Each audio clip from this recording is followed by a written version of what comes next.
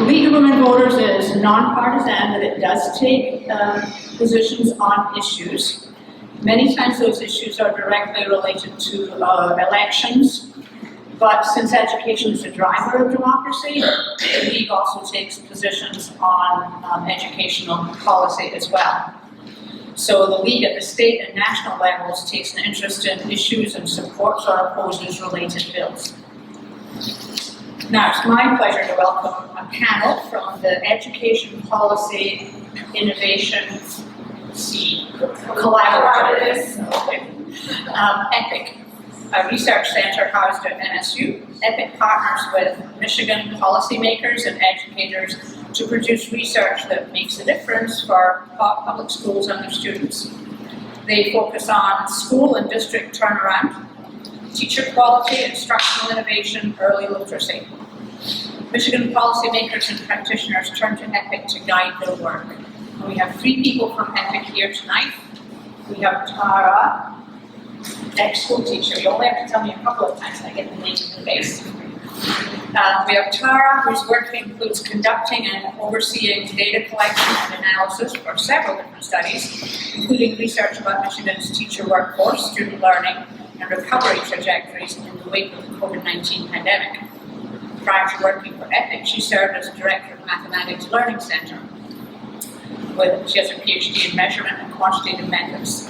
Tanya, Associate Professor of Language and Literacy, whose research and teaching focus on curriculum instruction in language and literacy during early childhood and elementary years. Her research examines instructional practices that promote oral language, vocabulary, and knowledge development for young children.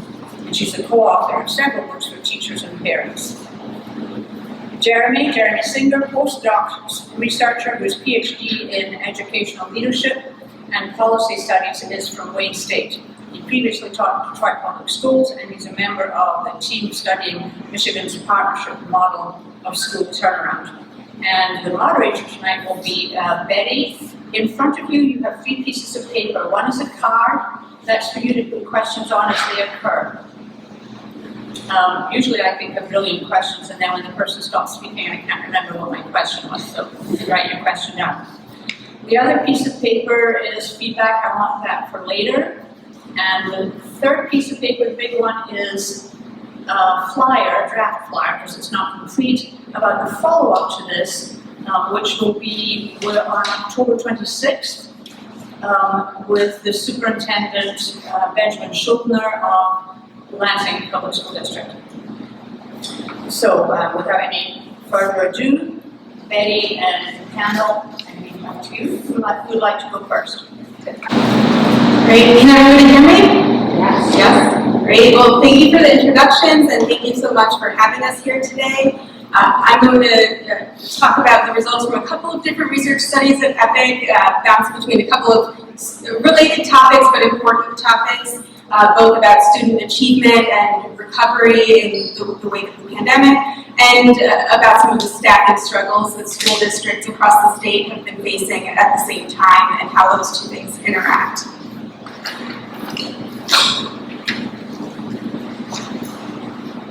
So I'll start by talking a little bit about student achievement trends, both long-term and short-term, looking at a couple of different types of assessments that Michigan students take. One being the MSTEP, which is what 3rd through 7th grade students take in math and ELA at the end of each year, and benchmark assessments, which more recently students have been taking at least twice each year. So they give us different types of insight at different kinds of time intervals to help paint a broader picture of what's happening and where students are, what their needs are going forward.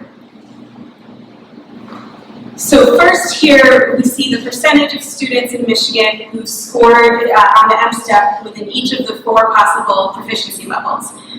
Depending on what their scores are, they're considered either not proficient, partially proficient, proficient, or advanced in math or ELA. This is for 3rd through 7th grade students. And there's a couple of trends you might notice looking at these. First, in both subjects, there's a shift over time where you see more students scoring in that bottom level, that not proficient level, in both subjects, and fewer students in any of the higher levels. But the timing of that change is a little bit different between the two subjects. So we see a gradual shift in this direction year after year in ELA, whereas in math, we see a much smaller shift in earlier years and then a sudden, stark decrease in students who are proficient or even partially proficient around when around the onset of COVID.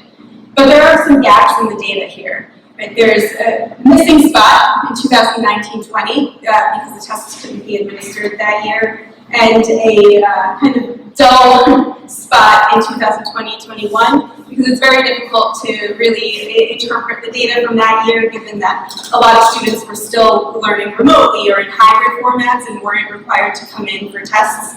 So to really drill down on what was happening during those critical years, we look at these other tests, these benchmark assessments, to get semester to semester insight into what was happening during some of these periods where the regular state assessment is missing, or at least the data is incomplete. So here we're comparing Michigan students' scores on these benchmark assessments to national norms. So these are the average scores of similar students across the country before the pandemic.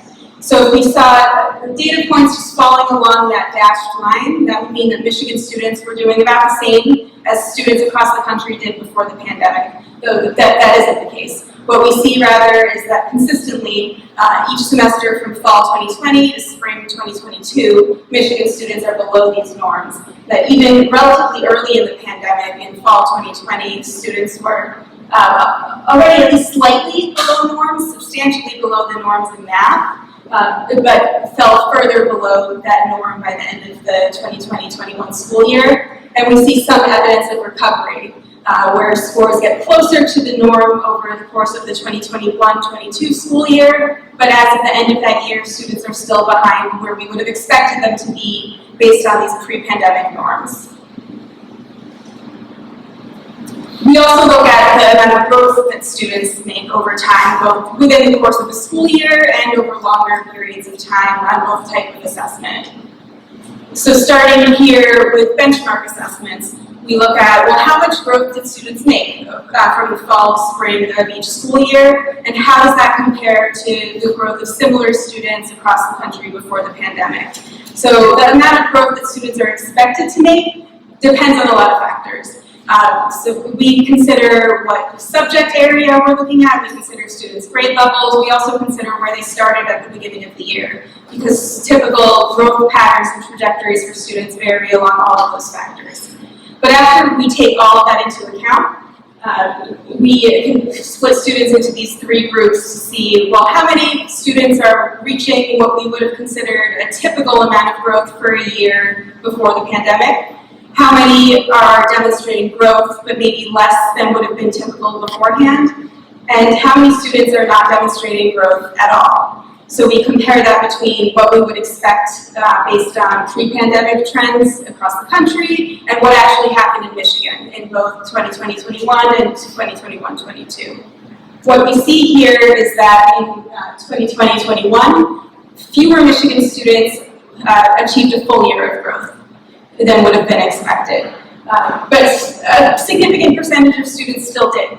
So some students did learn the amount that we would have expected them to learn in a year, but we also see far more students who didn't demonstrate any growth at all, where this was relatively rare for the pre-pandemic national sample. It's quite a bit more common among Michigan students in this first pandemic-affected school year. We see some improvements in the next school year, where the percentages of students making a full year of growth did increase, but there's still substantially more students than before the pandemic who aren't making growth at all. So this suggests that even in this year where there's some progress and some recovery, there are still sizable percentages of students who are struggling pretty deeply still. For the MSTEP data, we look at growth over a longer period of time. So how much growth did students achieve over a 3-year period? We can compare that for students who took the test in 2019 and 2022, so a period of time where their education would have been very much affected by the pandemic. Compare that to similar students in the same school districts who were in the same grades and took the same tests in 2016 and 2019. That's our pre-pandemic group of students. And we compare their growth for students in different districts, depending on how much in-person instruction they offered throughout the 2020-21 school year. So what we see across the board is that students in these pandemic-affected years made less growth than similar students in earlier years, regardless of whether or how much in-person instruction their districts offered. So we see that this gap between the cohorts is somewhat smaller, at least in math, for the districts that offered in-person instruction all year, but the gap is still there. So the disruptions associated with the pandemic, and even when districts are offering in-person instruction, closures due to outbreaks in a school, or students coming in and out of classrooms as they opt for different learning modalities, all of these disruptions affected students across all types of districts.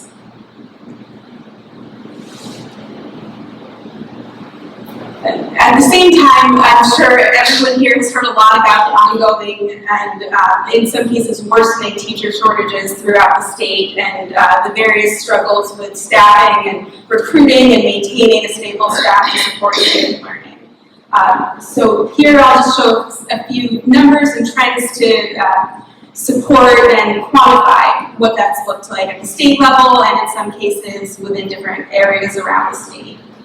Early on in the pandemic, in the 2020-21 school year, we generally saw decreases, at least temporarily, in the number of teachers moving in and out of the profession and the number of teachers moving between districts. So there was a temporary stability that was followed by a very large increase in instability, in the opposite. So starting in 2021-22, we start to see more teachers entering, more teachers exiting, and more teachers moving between districts than we had in years before the pandemic.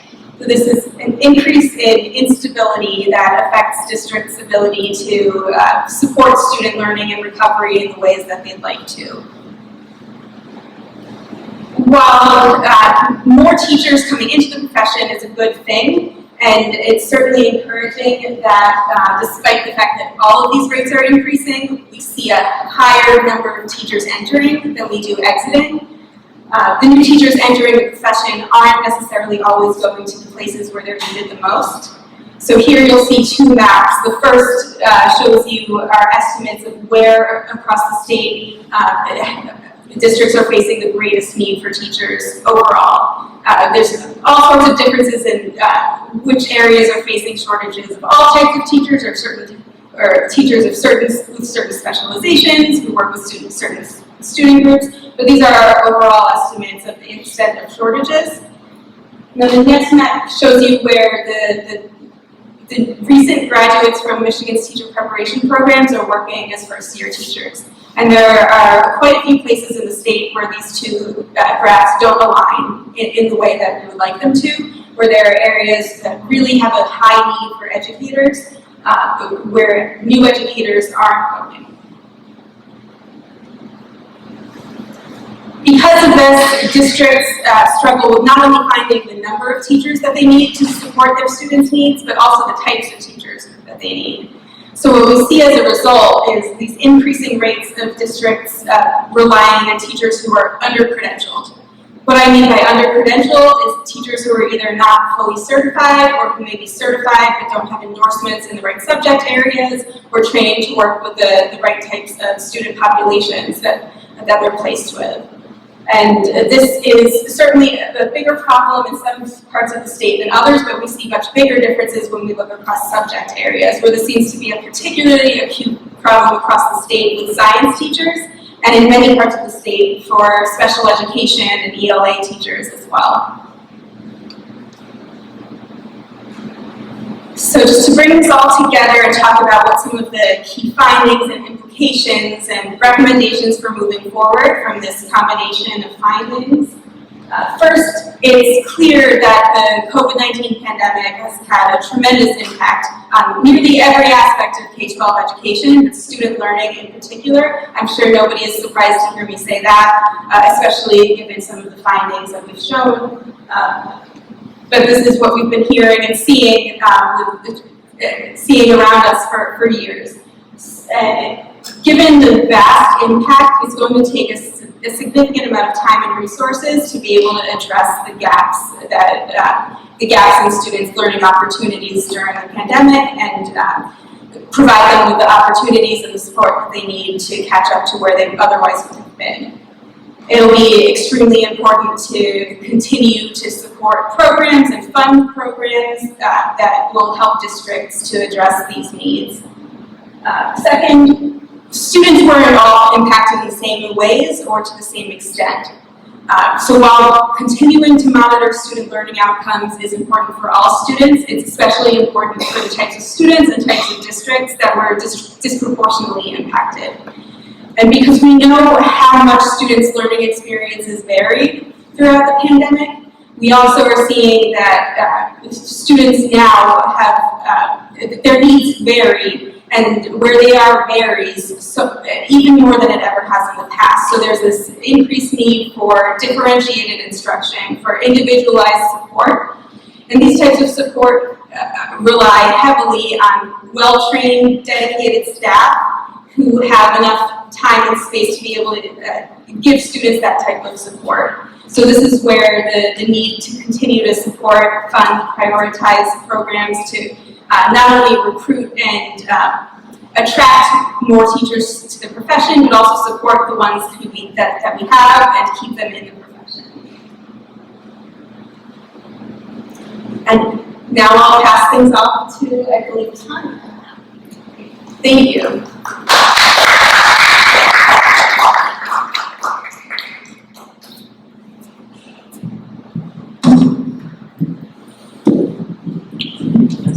Oh, maybe not. Just kidding.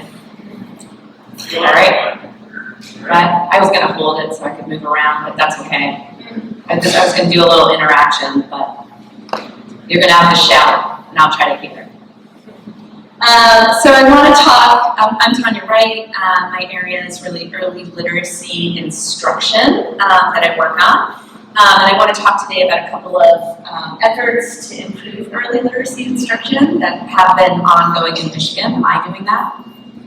That very high-pitched noise. Oh, no, that's, okay. Just making sure I'm not doing something wrong or bad. Okay.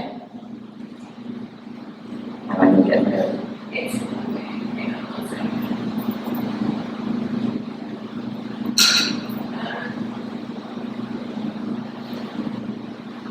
There's only one slide, and that's it. Do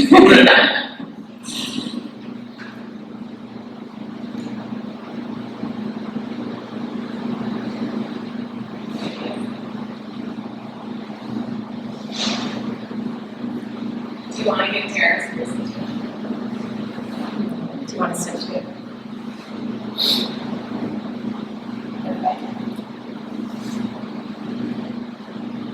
Okay. Okay, can we have the next slide? Oh, I should turn. Oh, there we go.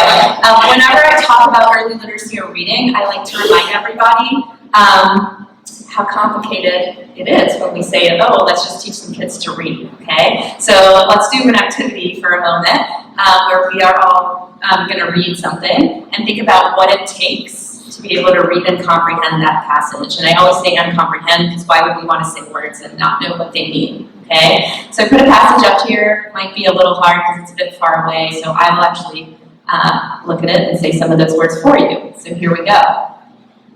This edition incorporates new chapters on the general collective model for low-energy modes, magnetic properties of nuclear collective states, nuclear optical surface motion, the boson approach to collective motion, heavy ion physics, nuclear shock waves and relativistic heavy ion collisions, and nuclear astrophysics. Okay, ready? What would it take for you to be able to read and comprehend that passage? Anyone want to shout out some stuff? Punctuation. Punctuation. What about punctuation? There is some. There is some, and it's kind of unusual, right? Those semicolons, you have to know what those were. Great. What else? Being able to Physics. Oh, okay, wait, there's two. I'm gonna do some pointing. Physics. The person who said physics, say more. This is about textbook apparently covering many different aspects of I'll repeat. So this is a textbook covering many aspects of physics, and in order to understand this little passage, you might need to know something about physics. So you might have to have some knowledge or background knowledge. I'm purposely making this challenging because if I give you a children's text, you'd know what it meant, but for children, right, they have to be able to understand something new, maybe new to them, that the text is about. Great, someone else over here? You have to be able to sound out words they're not familiar with and try to put them into the context of what the paragraph is saying. Right, so you said I think two things. One, they have to be able to sound out the words, figure out what those symbols, translate those symbols into sounds, right? I think I did a pretty good job. And I don't know what all those words mean. Preferably very fluently, right? So that they can figure out what those words mean in this particular context. Great. What else? Glossary of definitions of various words. Absolutely, a glossary of definitions. This is very challenging vocabulary, and it's possible that even if I gave you a glossary of definitions, those definitions would have so many hard words that still wouldn't help, right? So there might be challenging vocabulary in a text that kids have to figure out what it means. What else? Was anyone super, not that interested once you realized you didn't understand what it meant, right? So perhaps we need some motivation to want to read this in the first place, right? Imagine trying to read a whole chapter that felt like this, where you didn't understand what it meant. It might not be particularly interesting or motivating to you. Anything else?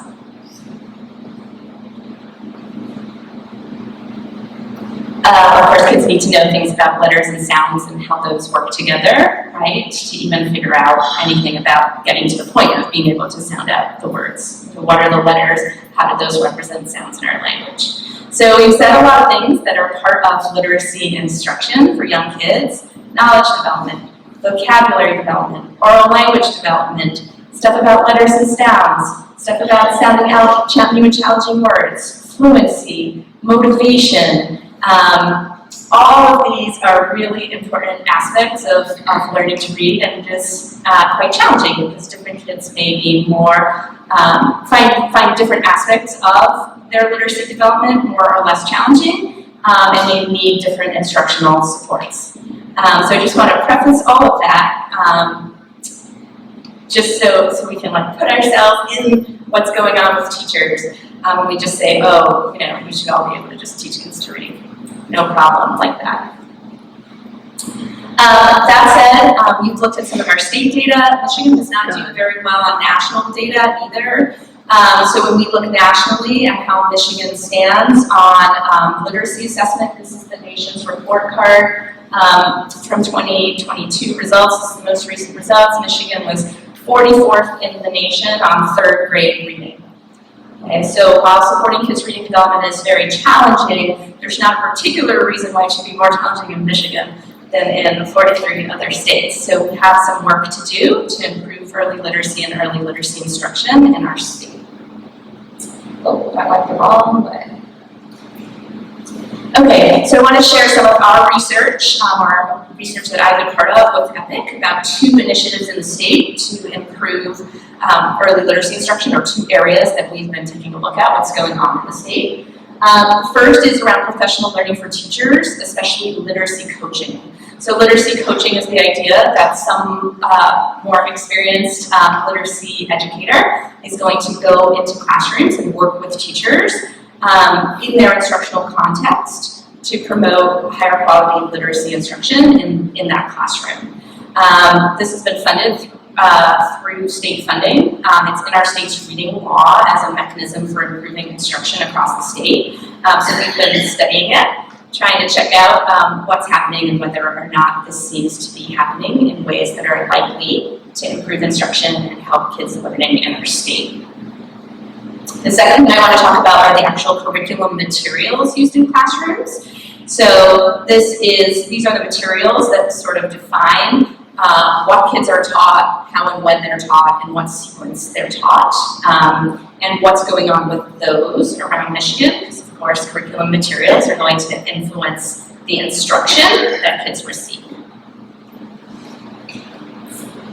So what I'm sharing today are existing research reports. You can go on EPIC's website to learn more. I'm just going to do a few highlights.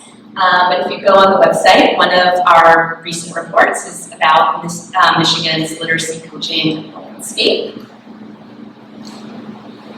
What we did is interviewed lots of teachers and lots of literacy coaches around the state, and it was open to all teachers, literacy coaches, administrators, as in principals and superintendents. These were open surveys. Many teachers in the state responded, and literacy coaches and administrators. So that's where the information for both of these reports come from.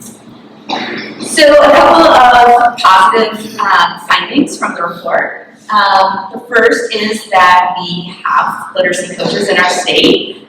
They are highly qualified, and the focus of what they're doing is what they're supposed to be doing. So they're using evidence-based strategies for coaching, for doing their coaching. And they're also coaching teachers on evidence-based literacy instruction. So this is really good news. The coaches that we have are doing what they're supposed to do to try to support teachers' instruction in our state. The other really good news is teachers think coaches help them.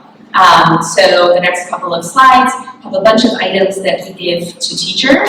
And these are things like, I'm better able to address literacy learning needs based on my work with my coach.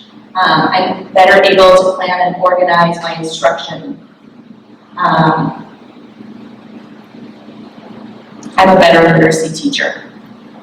So coaches are doing what they're supposed to do, and the teachers think it's actually helping them to be better at providing literacy instruction for kids, which is a very challenging and complicated thing to do. So that's a really positive, these are really positive outcomes. We also have some challenges, and this table is a little hard to read, but what it's showing you is that we have very few literacy coaches per teacher, and our literacy coaches that are funded, especially through the state. So that's that first column that says ISD early literacy coaches are spread very thin. So on average, we have an ISD literacy coach working with 15 teachers, 3 other coaches across almost 4 schools across 2.5 districts. So that's one person trying to help all of those people to be better at their instruction. And that's not how coaching is supposed to work, right? Coaching really means that this experienced literacy coach goes in the classroom and helps and shows teachers how to get better at their instruction. So literacy coaches are doing too much, and they're obviously not going to be able to give as much support as needed to everybody. The other challenge is how literacy coaches are typically distributed in districts. One of the big findings was that mostly they go to teachers who request them, which is wonderful for teachers who need support to get it, but there also may be teachers who are not requesting support, who do need support to improve in their instruction. So that's another challenge going on with our literacy coaching. So just a couple of recommendations, as you're thinking about voting for folks. We need to increase our funding for literacy coaches in our state. It's a great idea, and we're glad there's funding for it, but it's well underfunded compared to places where the studies have shown it to be effective, and our literacy coaches are spread too thin. They can't help all the teachers that need help in our state. The other is figuring out how the literacy coaches are funded, are integrated into the districts that they're in. How are they being best used? What's the best use of their time, and how can we do that more effectively? Another thing we've been taking a look at are the curriculum materials across the state. If you follow the news or listen to podcasts, there's a lot of hubbub about curriculum materials right now. The curriculum materials that are required in New York State, which ones are not hitting the front page of the New York Times, and the same is true across many states. So if you've been paying attention to that, you get the sense that across many states, which curriculum materials and who's using them has become very important, as it should be, because the instructional materials that guide teachers' instruction make a difference to what kids receive. So what we did is we used these surveys to try to find out more about what's going on with instructional materials in Michigan. So one of the things we found is that about 60% of our districts have some sort of instructional, or the districts that responded have some instructional materials that they mandate being used for early literacy instruction, but many do not.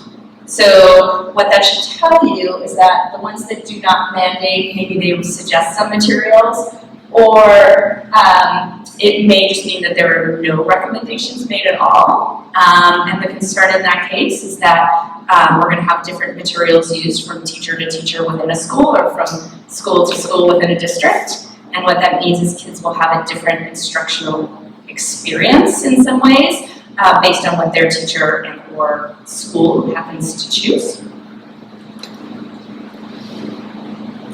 We also found that there are a huge number of different English language arts early literacy curriculum materials used across our state. The news is all about how New York picked 3. Well, Michigan has 464. So that is somewhat concerning, right? Because again, that means there's 464 things going on. That's a lot of variation across our classrooms. And some of it may be of higher quality than others, what those materials are recommending. The last thing is that there are organizations that evaluate curriculum materials to see if they align with the standards for kids' learning. And we found that a large percentage of Michigan classes are, a large percentage of Michigan teachers are reporting using materials that do not meet expectations as far as being aligned to the standards that kids are supposed to be learning.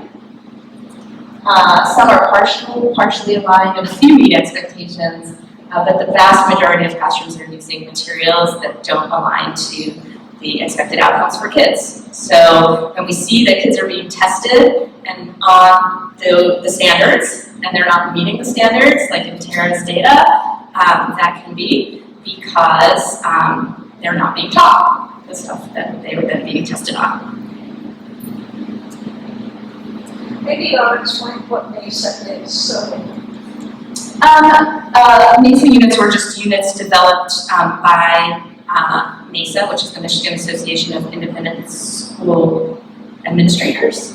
They were commissioned by them, and they're freely available open access resources that folks can use. So in this case, they wouldn't have been evaluated by a national organization because they're sort of a homegrown Michigan thing. So we don't know one way or another how those might be evaluated. So that's why that's just in the not needed category. Thank you, that's a great question. So what are our recommendations based on this? Districts should evaluate their ELA curricula. I don't know why curricula has a capital C. I think I feel really excited about it. Their curricula and replace with evidence-based resources when necessary. Any districts have been using the same thing for a long time and or like to use whatever the neighboring district use. These things are sold, they're a product, so whoever does the best sales job might be influential. So what we need are more systematic ways of making sure the materials that enter our class, that our teachers are using in our classroom, have some sort of research-based or at least are aligned with standards. Ideally, our state would do something to support districts in selection, right, of materials. We are a very local controlled state, so it's unlikely that our state will be able to mandate materials, but they could at least provide rubrics or guidance on how to select these and how to go through, a systematic selection process. And then, of course, if new materials are selected, teachers need professional development and coaching around that in order to implement those well in their classrooms. So just because this is a league of voters, I want to say some things that what I would recommend you support if candidates are talking about these things. For one, I would be supporting systematic efforts to improve literacy instruction in our state. For example, systems for selecting curriculum were super hodgepodge, and what that means for an individual child is, depending on which classroom they luck into, they could get a really different thing in their literacy instruction, and that, to me, is concerning. Sustained and well-funded efforts. It's great that our law includes literacy coaching. That reflects the research on literacy coaches being really helpful. But if we underfund it, there's a meme on that I always see on the internet. It's a little girl and she's throwing money out the window. That is sort of how it feels, right? It's just a drop in the bucket to what's needed. So we pat ourselves on the back and say we're doing something good, but not in a sustained and well-funded way. And then the other thing we need to look at are multi-pronged efforts. So often we do one thing, right? We're going to work on coaching, or we're going to work on monitoring kids' progress. But really, the evidence suggests we need all the things, right? Kids need good curriculum, and teachers need professional development on how to deliver that, and we need to monitor kids' progress to see when they're not learning the curriculum as expected, so that we can provide additional intervention. These are ands, not ors. And the states that are more effective at moving early instruction are doing and, not or. So that's it for me. Thank you for listening. All right, hi everybody. It's really a pleasure to talk to you all. I'm Jeremy Singer. I'm a postdoc at EPIC, doing some research on school and district turnaround. And so I want to start with a definition. A lot of times when we talk about schools that need extra support, or schools that are having trouble, we use the term low performing. So I want to start with some context on what the term low performing means. We'll hear low performing talked about when we talk about districts like Detroit or here in Lansing, where we see student achievement and outcomes that we don't tend to view as enough. And I think we can agree that low proficiency rates, whether it's literacy or math or any other subjects, these are problems for us. It's one of the main reasons we work in education. We want students to be learning more. But it's important to recognize that schools that have a high concentration of students who are not proficient or are struggling to meet proficiency also tend to be schools that face or are located in communities that are distressed. They face historical and ongoing conditions of social and economic inequality. And those are factors that really structure and shape the context for student learning. And so when you hear schools classified as low performing, what you might consider, continue to think about is that sometimes it's sort of used as a euphemism for schools and communities that have been subjected to unfair and unequal circumstances for a long time. So for example, what you're looking at on the graph here is national data. It's not from us, it's from a group at Stanford called the Education Opportunity Project. And they're just showing a simple correlation between the share of students in a district who are lower income or lower SES, and then the proficiency rates. And you can see it's kind of like this line that shoots right up here. So you can see Detroit and Lansing are similar. They're kind of in line with the national trend for what that relationship tends to look like between proficiency rates and community characteristics like socioeconomic status. And I don't think I need to point out to you, but I will say anyway that, of course, in this country, racial inequality and socioeconomic inequality are tightly intertwined, and so you're going to tend to find districts like Detroit and Lansing that are both socioeconomically and also racially marginalized in this way. The relationship is a little more complicated when it comes to growth. So Tara, for example, was talking about proficiency rates as the overall achievement level, but when you look at the data a little bit differently, you can see that there is a little bit more variation when it comes to the ability of schools to help students learn more over time. So even though, for example, Detroit is all the way down here in terms of relatively low levels of proficiency, they're actually close to the national average when it comes to how much students are learning year over year. This is pre-pandemic data. It's about a decade of data before the pandemic, but just so you know. And then, of course, I'm talking about socioeconomic status here, but that doesn't tell the whole story. So there's other community characteristics and then also school characteristics that we need to think about to understand why there are some schools that seem to do worse, even when you talk about on the sort of richer or higher SES end, and why other schools do a little bit better. But proficiency and growth are the two main components that go into the definitions we have of low performing, because what we do in Michigan and in most states in the United States is We construct indexes or measures to identify schools and rank them from top to bottom. So every school in Michigan gets a score from 0 to 100. Growth is worth 34 points total. Proficiency is worth 29 points total. So again, when you see where a school lands on that school quality ranking overall, or the school index, keep in mind the context for these schools and those things that shape the scores. There's other things that go into that as well, though. Graduation rates if you're a high school, progress for English learners, which is sort of a population of special interest for the state, and a combination of other factors like school attendance, offering advanced classes, offering the arts, and then whether students are actually completing the tests that are being used to measure and rank them. And schools with, like I said, low index values, I believe in this last round it was something around 23. Any schools that were around like 23 or lower, they were designated as among our quote-unquote lowest performing schools. So that's where some of the work that we do at EPIC comes in. We study a specific element of the sort of low performing school policies that Michigan has, which is called the partnership model. The partnership model was started in 2017. It is part of compliance with federal law that requires that every state has some kind of plan to work with the bottom 5%. So again, you rank your schools top to bottom and you do some kind of intervention with the bottom 5%.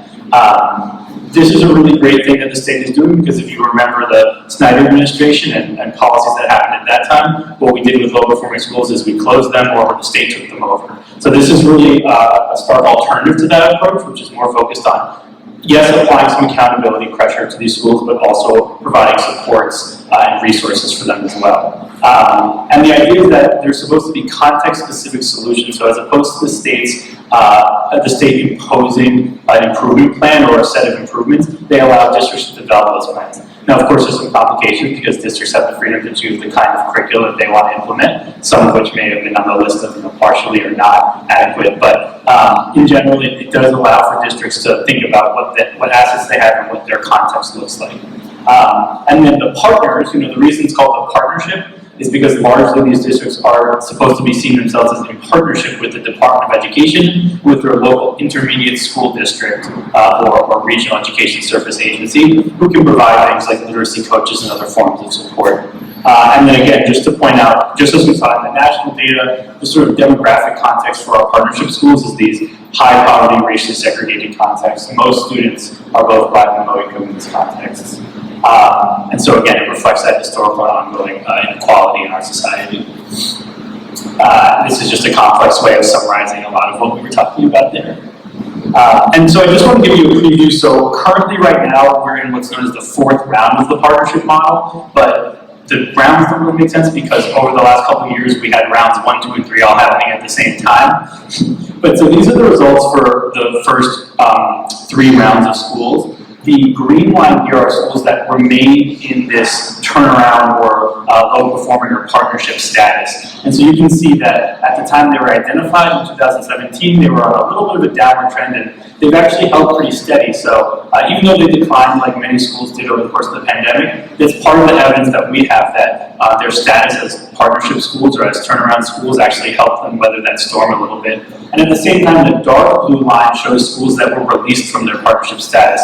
So that's kind of the other side of what some of our findings had been on this project previously. But there was a cohort of schools who were identified that actually showed improvement both during, before the pandemic, and actually weathered the pandemic pretty well and ended up recovering pretty strongly between 2021 and 2022. And then this light blue line, schools that were declining even before the pandemic, and you saw a steep decline during the pandemic, those are newly identified schools. So right here, these the light blue and the green lines that's where the schools rank that are currently identified, just so you have some context in terms of, again, that top to bottom ranking. And the dark blue, it's a good example of what the trajectory looks like out of the bottom 5%. The gray line up here is all other schools in the state. So you can appreciate sort of that gap that comes in part because of gaps in proficiency and growth rates.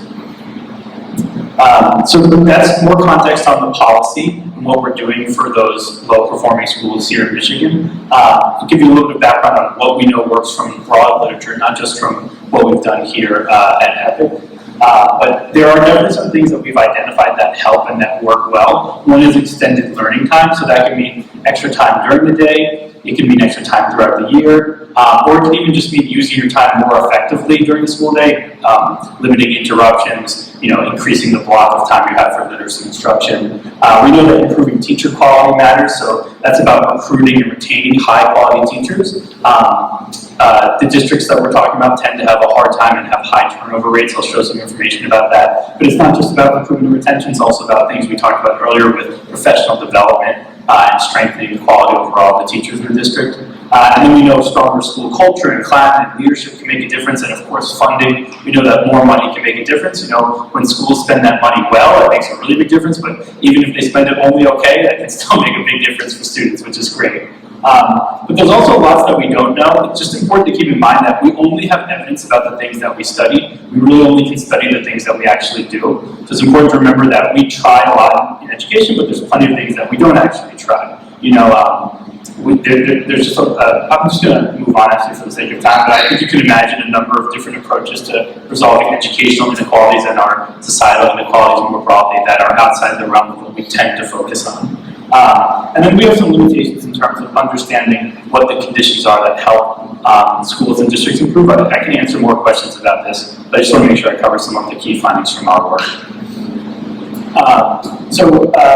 To bring us to the last section here, I just want to highlight some of what we've learned about the Michigan context specifically over the past several years. The first thing is, I guess the way I structured this is, it's not just what have we learned, but in what ways are we working with the Department of Education and helping them learn about this policy as well. So the first thing is that we help policymakers actually understand what their policies are. They set in motion what they hope is going to be a really strong policy, but how it plays out in practice, what major stakeholders are involved in what ways, and what the theory of action really is. First of all, it tends to be complex, and then it can evolve over time as policymakers make changes. So one of the major projects we've had is actually articulating, what is this policy and what is it supposed to do? What are all the moving parts here? Another thing is that we give context when we're evaluating the outcomes. So we have good news about, I was kind of hinting at this earlier, we have good news about what happened for partnership schools a little bit before the pandemic. We saw evidence that they had small or medium positive impacts in math and English language arts achievement, which is great news. But those small and medium designations come from a whole range of studies of low-performing schools and turnaround efforts, and so we can contextualize that for policymakers, which is important for a couple of reasons. The one is we can help them think about what's worked well and what could work even better in the future, and also more broadly, as you can see, most of these efforts are small or in some cases even negative impacts, and so it's important for policymakers to keep in mind, what other kinds of supports and interventions within and also beyond education are necessary to really support the communities that are at the center of these policies. And then we also focus a lot on the context for the policies. So I've given you some of that context in terms of the socioeconomic conditions. Also the pandemic is a really important context to understand as well. So for example, partnership districts had really high rates of infection and also deaths compared to the rest of the state at the very onset of the pandemic, which helps explain part of why they may have opted for a larger amount of remote-only learning throughout that period. And as Tara alluded to earlier, although all students struggled in the pandemic, in some cases, greater exposure to remote learning could have had a slightly more negative impact, but why districts made these decisions is intimately connected, of course, to the public health context as well. So it's complex context to understand what's happening in districts, and that's the kind of stuff that we try and help focus on. And then another example, to make another link to Tara's presentation, is thinking about the context for teachers and teacher retention and recruitment. So these are districts that have historically struggled a lot with retaining teachers. When we saw that increase in teacher turnover here in the state, it only increased a little bit in most districts, but where it increased the most were in districts like the partnership districts, ones that have historically had high rates of turnover and only now have higher rates. So we know that there's a sort of vicious cycle that can happen between the working conditions for teachers and then their decisions to stay or go in those positions. And so, that's important context for the department to understand when we're thinking about, well, why aren't some of these strategies for improvement working or not working? And then another example is, so the department provides extra funding, which is great, and they actually just, in the most recent budget, passed an even greater chunk of money. It's certainly not huge when you consider the amount of money it costs to run a school district, but it's a nice extra bump that districts are using. And for example, we've analyzed and shown that oftentimes districts are using that money on staffing, and you can see that that increased over time. So it really reflects the fact that on average per pupil, when given extra money, districts are really trying to invest in having enough qualified staff members in order to meet the needs of their students. And let's see. Oh, this is just the this is just the excerpt from the policy, but we just wanted to point out, we've been beating the drum for years that this funding is helpful and there should be more of it, and so we're grateful that the legislators actually did pass some additional funding into place this past year. And then again, in terms of understanding the context, so the district encourages, the department encourages districts to adopt certain kinds of practices and policies. For example, they might be best practices in literacy, but districts respond in different ways. So, we do qualitative work. We don't just use these big data sets, but we go and we do interviews and observations, and we spend time with principals and teachers. And we try to understand the ways that district leaders and others are actually responding to the supports and to the engagement from the state. So some try and actually kind of combine what they're hearing with what they were already planning, and others just sort of adopt things symbolically and then sort of brush it off. And so it's a very complex dance that the department and other supports are trying to figure out as they work with these districts who all do have kind of their own local authority and control. Let's see. So that's an overview of the kind of work we've done and what we've sort of helped the district understand about what is happening in these districts. I want to reiterate again that low-performing schools, if you hear people talk about low-performing schools, it's important to remember the demographic, the socioeconomic, the historical context for those places, and all the efforts that we understand to improve student outcomes should be understood in that context.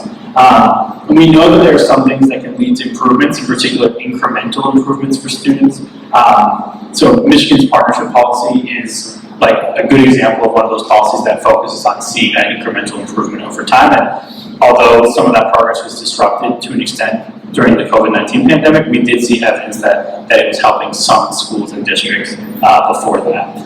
And then the last thing I just did want to mention is we're entering into our 6th year of this study. So, we're grateful that we've been able to inform some of the decisions. We're going to keep trying to inform some of those decisions, and I think I'll end it there. We can talk about everything we've heard about tonight. So, thank you.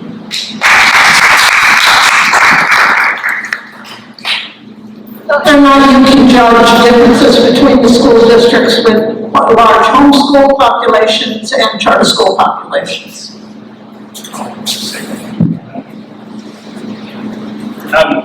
The first thing is the homeschool population, while it grew a little during the pandemic, is relatively small. So I do think it's a little bit hard to say that like a sort of spike in homeschooling is having a big impact on the overall numbers we're seeing.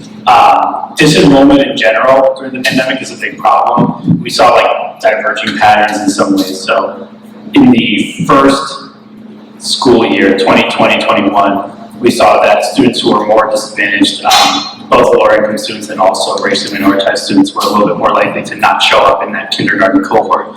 But in the next year, the subsequent year, we saw that it was actually more typical for white students and for socioeconomically advantaged students to not be showing up in school, and especially the older grades. So make of that what you will. There's some political dynamics and polarization, I'm sure, that's driving that, but it's a little bit hard then to tease apart like what impact does that have on attendance. The question of the role of charter schools is like a whole other one, and I think it's a completely separate question in some ways from the homeschool population, because we've had charter schools and we've had school choice in the state for 30 years, almost the 30th anniversary of charter schools in Michigan, and it's a mixed bag in terms of their impact. During Betsy DeVos's nomination, you probably heard a lot about charter schools in Detroit, but I think the jury is in that they haven't particularly done much to raise achievement in the state. I think you have examples of schools that have strong outcomes that are charter schools, and we have examples of schools that have weak outcomes, that on the whole, they perform similar to the similar schools with similar demographics, and there isn't evidence that like the market competition from charter schools has boosted scores in the districts where they are, at least here in Michigan. I have lots to say about school choice because unrelated to the presentation today, it's what I did my dissertation work on. I think we'll stop there because I know other people have questions, but we can talk more about it. Well, Mike, so you can read questions. More than all right, thanks. So I'm going to read my own question because no one else could read this. You talked about literacy coaches. How do we compare to other states? We don't have enough of them, but how do we compare to other states? Okay. Right. Yeah, everybody hear me? This is a different mic now. Hold it like a diva. Okay. Very close to my mouth. So the states that have shown effects with the states that have shown effects for literacy coaches have a much higher number of literacy coaches per teacher than we have. So the studies of effective literacy coaches come from states that just invested a lot more in literacy coaches than we have. And again, I'm reading one from my own, sorry, this is very selfish on me, but I can't, but I know I can read it. So, what I noticed when Tara was presenting, one graph talked about sort of standardized scores, and the other one talked about growth, and then my brain started to work on that as we went forward, and then Jeremy went back to that and had those two really nice graphs. But when I saw Lansing's position on the second graph, that kind of alarmed me. Do you have context for that? Can we go back to that slide? Is it possible to find that? I do think it's troubling, but I just want to say that like these graphs are sort of decontextualized. Like we're really just looking at the relationship between growth and one variable, and there's a whole other sort of factors that could explain this. But yes, I think it's definitely true that what you would ideally want to see is that the growth scores look better than that. Well, I just want to make sure there's an understanding of the interpretation of this is that it's similar to what Tara was saying, that it's not like Lansing students are losing ground, it's just that they're not gaining as much as we would hope they would. They're not gaining as much as the national average. I do think in general when you talk about growth scores, you're starting to point a little bit more to what's happening in the school and the organization, certainly more than when you're talking about proficiency scores, but it's complicated. And again, this is just organized based on socioeconomic status. Another factor that occurs to me like right away is that I think Lansing has a larger population of English learner students. They may have a larger population of special education students. So there's lots of other factors to consider. This is just to try and make the general point about the differences here between thinking about proficiency and growth. And while it is definitely a red flag, and I know that the people at the Lansing School District are aware of these results, I don't think we should over-interpret because it's a very, very simple display of the data, if that helps. Right, because my Pollyanna person looked at the first one and said, oh, well, that's not great, but maybe even growth. Yeah. Well, yeah. So growth. I think it's good to look at growth.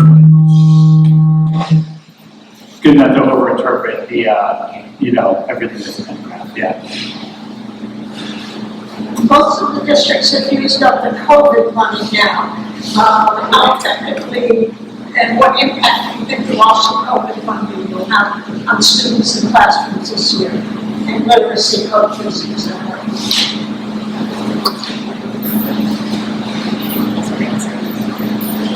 At least in terms of, is this better? Yes. At least anecdotally, we've heard a lot about districts using some of those funds to help support their staffing needs. I know partially in anticipation of those funds running out, there have been a lot of new sources of funding available and programs and grants through the state that are funded in other ways that will allow the districts to continue to support the same types of needs as long as they strategically plan to take advantage of these other funding streams to support the same kinds of needs. Tanya, did you have anything to add about literacy coaches?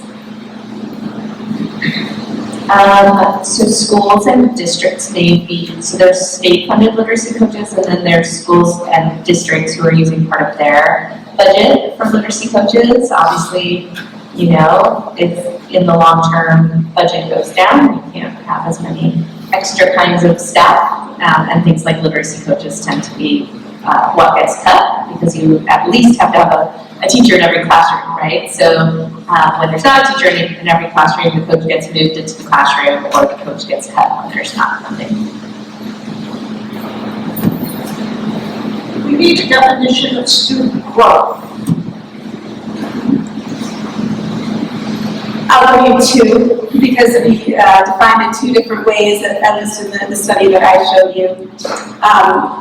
When we're looking at the benchmark assessments, we're measuring growth in terms of students' changes in their scale scores on a test that measures their achievement on a consistent scale, a consistent way from one time point to the next, and comparing that to the average change in scores for other students in another time period across a representative sample. The other definition we use when we're looking at the M-STEP, where this is a case where the tests for different grade levels are scored on completely different scales. Where instead here we're using a statistical model to predict students' achievement on one test based on what their achievement was on a different test. So if you look at students participating in schools of choice, do you see differences between how well students are doing if they have opted not to go to their neighborhood schools? Yeah, I mean, I think it depends on the school is the answer. There's definitely some charter schools that seem to stand out, especially those in some of our metro areas for strong test scores, but then you also see ones that are doing poorly. In fact, talking about the low performing schools, the number of those schools that are charter schools went up dramatically this year, in part because Detroit Public Schools specifically made a lot of improvement, and they had a lot of schools in that bottom 5%. A lot of those kind of made it over the hurdle, and then a lot of charter schools kind of fell down to fill in. So it really varies. I think that's the number one answer. Like, there's no consistent thing about charter schools. The other thing is, like, you have to think about if there are any systematic differences in the student populations. So one thing that people talk often about is special education population. There's some charter schools serve fewer special education students. It's not always the case, but it can be the case, and that can make a difference when it comes to test scores. Another thing is, do they serve similarly disadvantaged student populations? That's a hard thing to get at because we don't have good data on family incomes, especially in terms of differentiating among lower income families. So it's a complex question. I think the bottom line is some charter schools do well, but plenty of traditional public schools do well. So I don't think we have evidence in Michigan that the charter sector is like outperforming the traditional public sector in any way. So does equity exist for high achieving students? When we focus on low performing districts, are we actually leaving out the need to challenge more high performing students?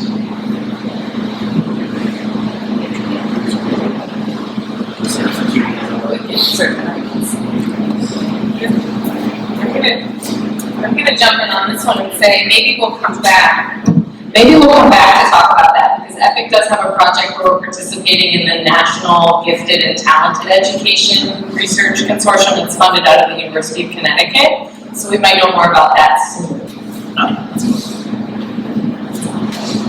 I'll add a little bit of what we learned about the higher achieving students in our student achievement during COVID study. Just adding that the students who we see who are struggling tend to be the students who are already very far behind, where the students who were scoring in the proficient and the advanced levels tend to be the same ones who are making a typical year's worth of growth during the COVID-affected years. So we certainly do see disproportionate impacts for the lower performing groups and not an equal effect. I have the same question. Are the graphs available in the reports that you participated on? Are your graphs available, or you can send them to me and I can share them with people? I can send these presentations. Okay, if you just send them to me, Tanya, I'll share them and we'll write our part and put it in the Yeah, and also the full reports are available on the website, so we can send you the links to those. Yeah, I can do that. But could a large variable of literacy teaching resources cause low performance scores statewide? Maybe. Right.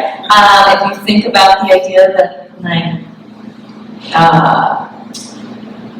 perhaps in the same school, We have teachers using totally different curriculum materials from one classroom to another, or from neighboring school district to neighboring school district.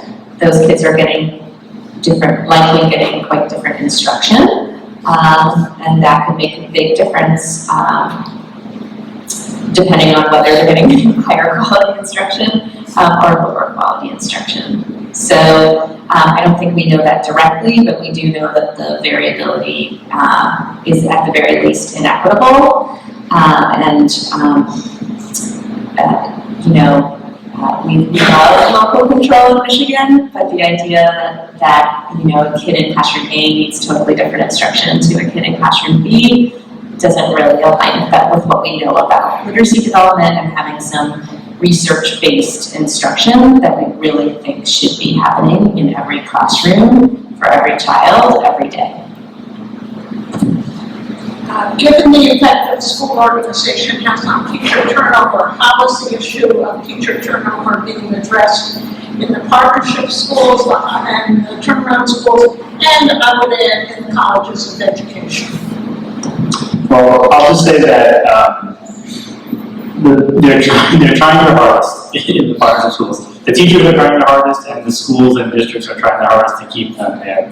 But the fact is, it's just a very difficult environment. So students have very high levels of academic needs. That's not what makes it hard. What makes it hard is that the schools don't have the adequate personnel and resources to meet those needs, which creates burdens for teachers. What are they trying? So the first is that this is part of the answer with the COVID money, is that districts are trying to funnel that money into incentives, salary increases, and so on to retain teachers. I think we have evidence that really big bumps in pay and very large incentives can work, but we have two problems. One is that there's only so much money, and two, it's about to run out. So they're trying those kind of financial incentives, but there are resource limitations. And then also there's the idea of trying to create these grow your own pipelines. So school, especially in larger districts, but it's true in charter schools as well, they have substitute teachers or under-credentialed teachers, as Tara put it, that sometimes they rely on to fill positions in a longer-term way. They may have staff that are in non-instructional roles who might want to get a pay bump and more job security and move into a teaching role. And there's some promising evidence that those kinds of programs work well, but I don't think we actually have a really clear sense of what it looks like to get those off the ground and sort of establish them really successfully. It's really great that Michigan as a state has invested money and technical support. So I think we're going to see some progress in that area, but I guess the point is that the partnership districts have 3 years to demonstrate improvement so that they don't get re-identified, and they're starting these efforts now. I don't think it's likely that they're going to be strong grow your own pipelines that are going to totally plug those gaps in teachers before the next time they get rated on that scale. So it's kind of important to keep that long-term focus in mind, I think. So emotional and behavioral student issues affect test scores. How does the partnership model embrace that for student growth? Okay, so we are hearing a ton about this now, no surprise. I'm sure that's where the question is coming from as well. I think it was always true. So let's just take Detroit. Detroit's a context that I know well and I've spent time in. When I was teaching in Detroit, which was way before the pandemic, it was true that students had social and emotional needs that extended beyond what a teacher could necessarily support, and that a lot of times the burden, the relational burden and the emotional burden does fall on teachers and other adults who aren't trained professionals. So one really good thing that we've seen is that schools have ramped up hiring of social workers and counselors, but again, it comes back to a caseload in a sense, or capacity, right? So it's good, we know that pretty much every school has a social worker or counselor, but we know they may not have enough, or that those people might not have enough bandwidth to see those folks. You may hear a lot about social and emotional learning, so schools are trying to be intentional in structuring their days and classroom time to be responsive to students' emotional needs, and even provide opportunities for character growth and emotional resilience. I don't know a lot about those programs. I think it's possible that they're going to be effective. I also just always personally worry about adding one more thing on to teachers in terms of what they're responsible for. So, the jury's out. But I can say for sure that partnership districts, this is top of mind for them, and they're really thinking about it and investing in it. The question is, as they also have all this pressure to improve math scores and English scores and improve their student attendance and retain their teachers, how many of these different things can they do and do well, again, in the course of a couple of years before they're re-identified, so we'll see. Tanya, who determines how the literacy coaches are distributed within the district? And how long have we been using literacy coaching?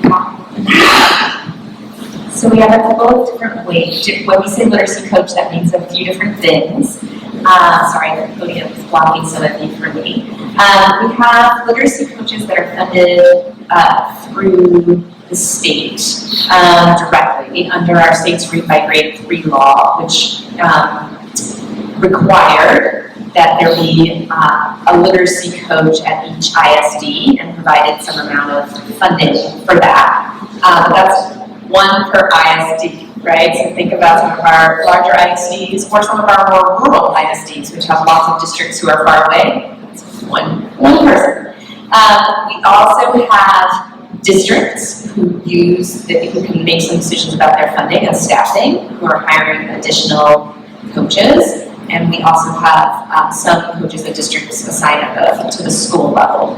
So I just want to say that there's like a bunch of different things when we say literacy coaches. Now I'll ask the question again.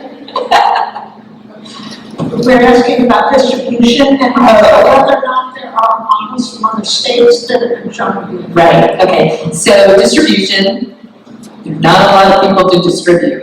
So let's start with that. So places are doing the best they can. We do have some districts who are doing things like coach the coach kind of models, where we have the ISD coach coaching other school or building level coaches to try to, and then those are the people who go and work with the teachers. But we also have some ISDs where like the ISD coach is the only coach for the whole area. And that one person is trying to do the best they can to help as many people and as many teachers as possible. And I'll add on that the moment we lose a teacher, the coach is pulled back into the classroom to replace that teacher. So again, we just don't have that many teachers, that many coaches. Some places are doing better, some are doing worse. There's just not a lot of people to distribute. So maybe one of you can answer this. Do we know how the students in Catholic schools that stayed open during COVID did relative to other districts? The short answer is no. We know very little because they don't do the same tests. Catholic and private schools are not required by the state in order to do the state test and step test. So we know very little about how those students do relative to other schools. We have several questions about, do you see differences in different levels of schools, in elementary schools and middle schools, and in terms of the COVID effects and in terms of the problems that they're dealing with now? Yes, a lot of the research, both in Michigan and nationally, shows particularly acute impact for students in lower grade levels.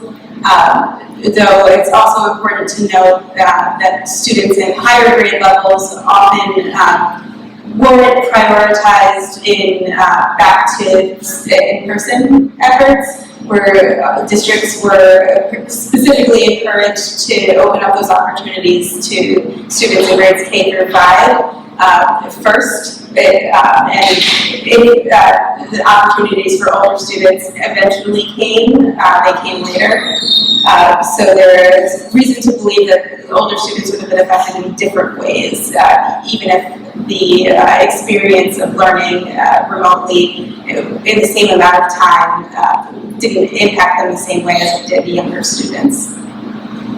I would just say from a practical perspective, it's kind of easy to understand, right? If you have a kid who was a first grader and they basically missed first and second grade, when, unless someone taught them at home, they didn't learn to read, right? Unless someone taught them at home, they weren't learning to add and subtract and do basic math, right? So they come back to school and they're a third grader and they haven't learned some of the stuff that we would typically expect kids to learn in those older grades. For the older kids who you know, were reasonably able to, if they were reasonably able to, you know, engage in the online instruction, that they could, you know, read and write and have some basic skills for participation. There's something they could get out of those online experiences for our youngest kids. I think it was very hard for them to take much from those experiences. Jeremy, did you want to make a comment? Yeah, I was just going to say for the older students, where you can look for evidence, because that, you know, not a lot of the older students are taking tests, and to Tara and Tanya's points, like, we're really focused on the cognitive gains and skill gains for the younger students, but we did see some dips in high school graduation, and if you're focusing on people's transition into post-secondary, you know, some declines in community college and college enrollment. So I think those are the indicators that we want to think about. It's a little different than thinking about the test scores and like the learning trajectory. Of course, you know, you might think that some of these students will struggle a little bit more if they're in or when they're in college. But yeah, looking at those indicators, we did see some dips in graduation and enrollment in college, so those are important to keep an eye on.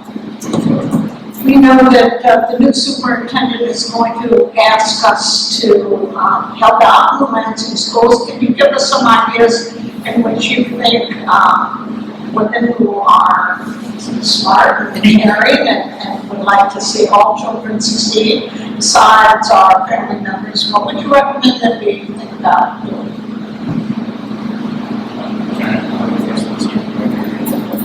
I mean, I want to speak on Ben's behalf because I don't know what he's, you know, what his priorities are. But the one thing that I'll mention is that, you know, there's been really big attention on tutoring. You may have heard about this, like that people believe that small group or individual tutoring can have this really big impact on students' learning, and I think it can. I don't think that it's your burden. I think that's something that we, as a state and as a nation, need to figure out how to provide students with more direct and high intensity, individualized supports. But you know, if he ends up asking, like, do people have any free hours that they can commit to spending time with one student or something, you can probably make a pretty big difference.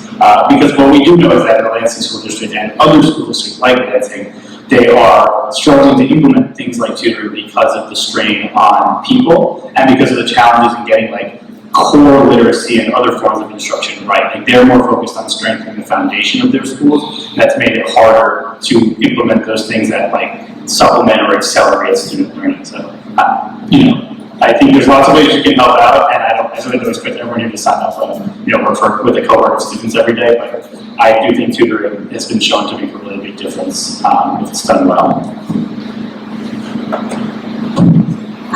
Thank you very much to our panel. We learned a ton. It's been a wonderful